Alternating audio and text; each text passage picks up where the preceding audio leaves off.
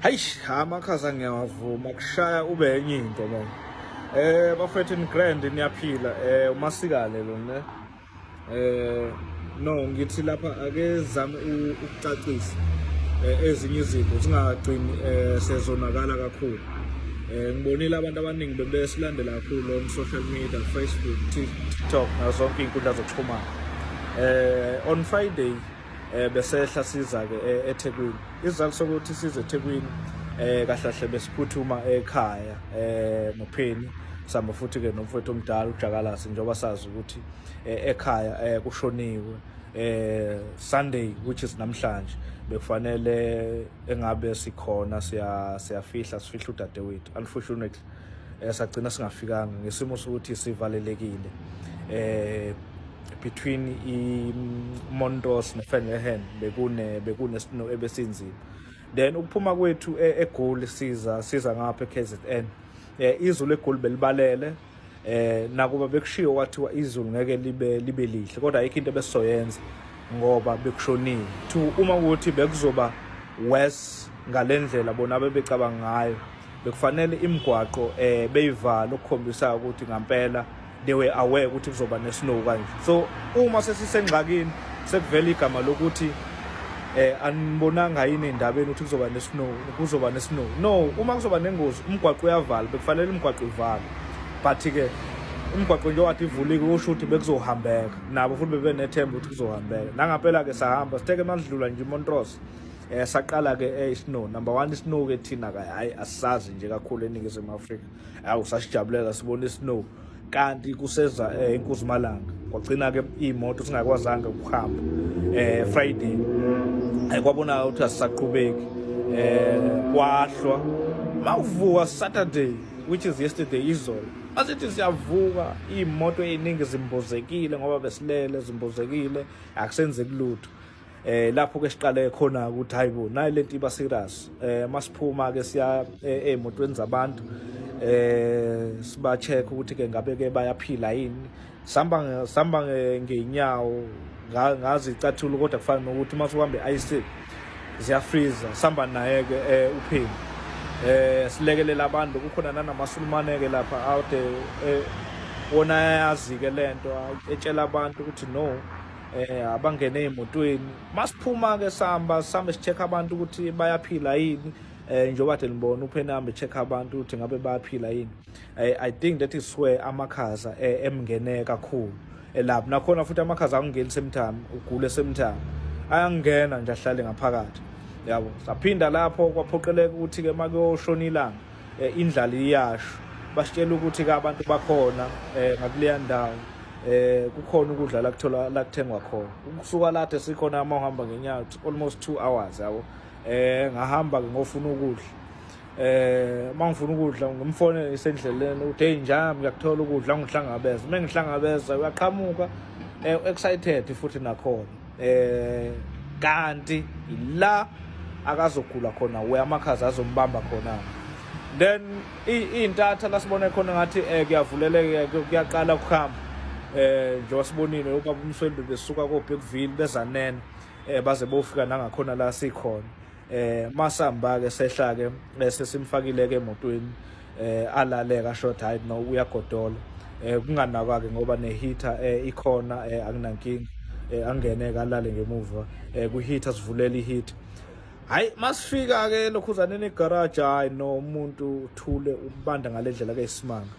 La sibone khona ukuthi no lento serious sizame ukumnikeza ke icoffee thola ukuthi hayi no ubanda lokho ngempela. Sabe sesimphuthumisha ke ekhaya kuma wakhe kwazi ukuthi because nathi ayikho into besizoyenza mase sekunje.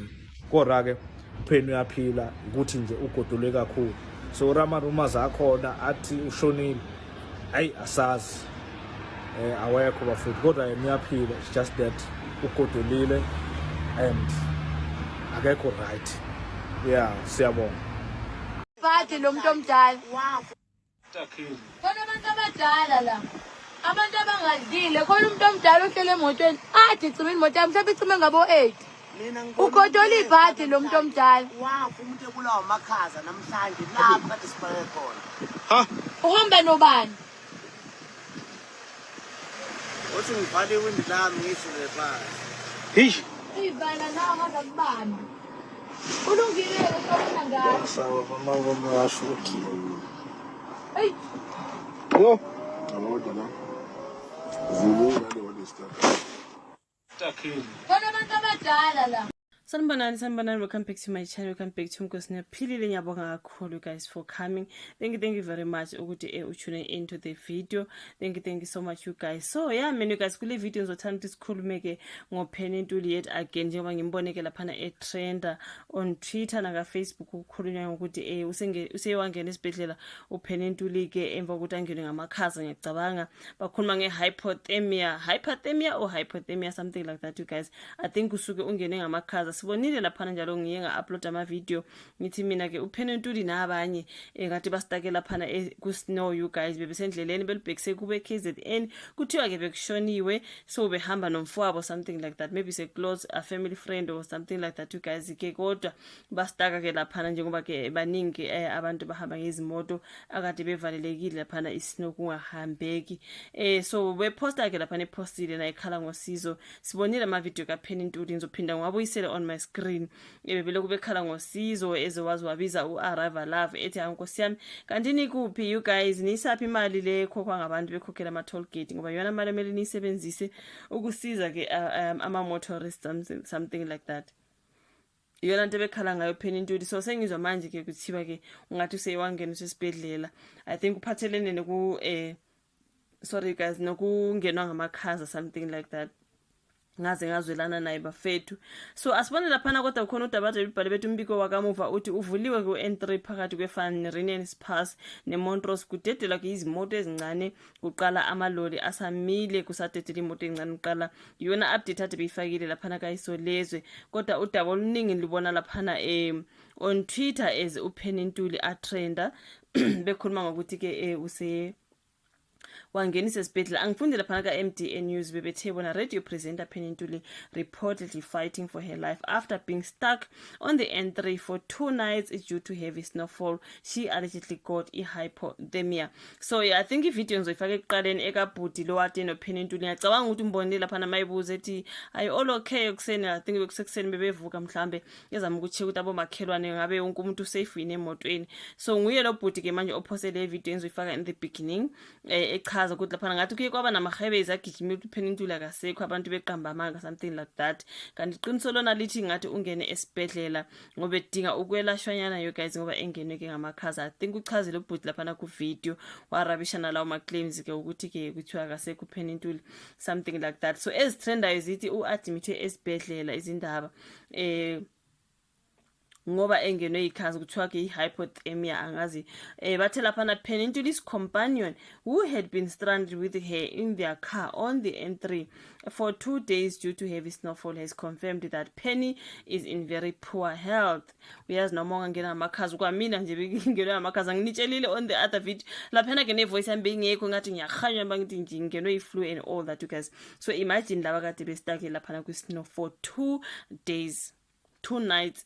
Cabanga nje ugazi ungenwa ikhaza ku kuyabanda phela bekubanda bafethu thina besingenasi isnow ngapha but yo hayi cha ngeke bekubanda into ongayazi bekubanda nje. Penny was en route to KZN to attend a funeral of a relative when the unfortunate incident happened. So kune video kabhuti lo trender ke bafethu trender ngazi nguye yini uFihla Isikhwele. I do not know you guys ngoba bengizwile ukuthi uPenny Ntuli nabo uFihla Isikhwele ntontoni you guys.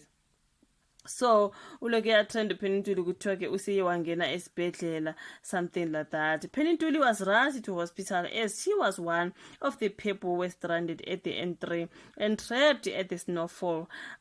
She suffered hypothermia, a significant and potentially dangerous drop in body temperature. Prayers and healing for her to her something like that. Yona nto ke trender lapha bakhuluma ngoPenny Ntuli ke ukuthi ungenwe ngamakhaza bafethu. So ke yeah, prayers to him and you guys asethembe bazothi kumelapha athole ukufudumala abe ngcono you guys njengoba ke uyatrenda laphana on Twitter bakhuluma ke ngodaba lwakhe lokuthi ungenwe yikhaza. So angazi kukhona abanye nje baloko bayabuza is Penintuli alive, please inform us. Ayibo alive nje kushiwo ukuthi ungeniswe esibhedlela just ukwelashwa ukuzwa amakhaza. Iyona nto mina engizwile bafowethu, ulashwa ukuzwa amakhaza, ungene ngamakhaza emva kokuthi sizatrenda namanje izithombe zakhe lezi nathi asifakile on Facebook, imoto kade bekuzwe lapha and all that. Ubekade postile nje ngempela udade lapha no guys. Share menu guys, let me see laphana ukhonotena as reported by Ed Musa Kaula. Penintuli has been urgently transported to a nearby hospital after being trapped in a traffic amid the snowbreak on the N3 for over 24 hours. It is alleged that medical professionals suspect she may be suffering from hypothermia. Updates to follow, of which was update mhlambi ka so mhlambi sothi sivuka kusasa kuzobe sokuna update ukuthi unjani ke laphana uPenintuli. You guys share man. Radio presenter Penintuli is admitted to the hospital after she allegedly caught hypothermia from being stuck in the snow. We are trained njengoba kunje nifundela abantu abampostayo nezindaba zakhe nethombe zakhe nama video wakhe lawa nabelaphana ke kwi snow. Sengathi ngalulama nkosi Penintuli, you guys, I think ungenwe ngamakhaza nkosi yami, and then bekhalela abantu abadala, ekhalela mama bakhulele, ekhalela abantu be medication and all that, kanti naye lizothi kumngeni ikhaza. Shame man, you guys, sengathi angaba ngcono sizoza ke kusela elakusasa ukuthi unjani laphana udade uPenintuli asethembe uzothi ukwelasha abe ngcono. Shame man, you guys, thank you so much ke kodwa ukuthi ibuka ivideo, ungakhohlwa ukusubscribe, like, ushare, so phinde sibonane njalo kwenye landelayo. Bye.